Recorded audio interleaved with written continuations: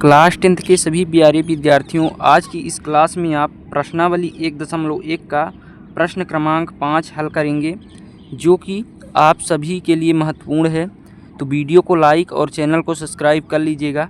तो आइए समझते हैं। सबसे पहले आपका सवाल क्या है।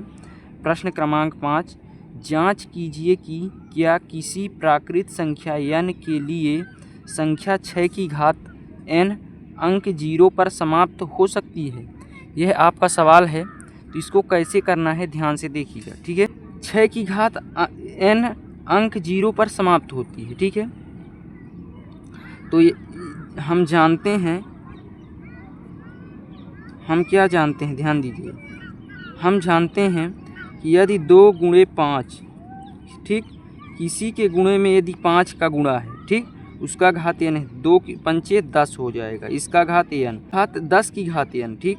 अब इसी प्रकार 2 की गुणे 5 की घात हम कर देते हैं 2,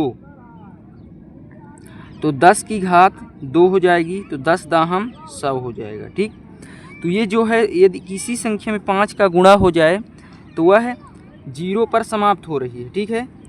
ये n की घात अंक 0 पर समाप्त हो रही है। तो देखिए, चूँकि 6 की घात n को हम क्या लिख सकते हैं, 2 गुणे 3 की घात n, ठीक है।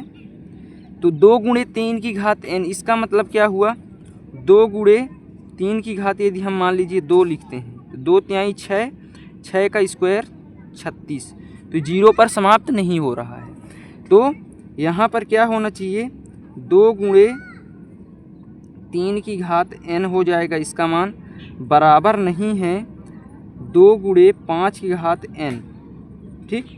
मतलब 2 गुणे 5 होना चाहिए, तभी ये 0 पर समाप्त होगी।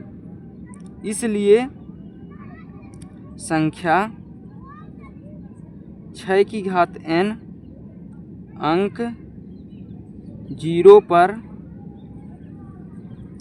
समाप्त नहीं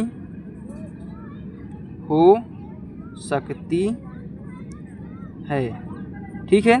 तो इस प्रकार से यह जो है, तो इसके गुणे में 5 नहीं है, ठीक है ना, मतलब इसका गुणनखंड जो है 5 नहीं आएगा, इसलिए यह 0 पर समाप्त नहीं होगी। इस प्रकार आपको सवाल समझ में आया होगा। तो वीडियो को लाइक, चैनल को सब्सक्राइब कर लीजिएगा। अब सेकंड वीडियो में हम समझेंगे प्रश्न क्रमांक 6। धन्यवाद। जय हिंद।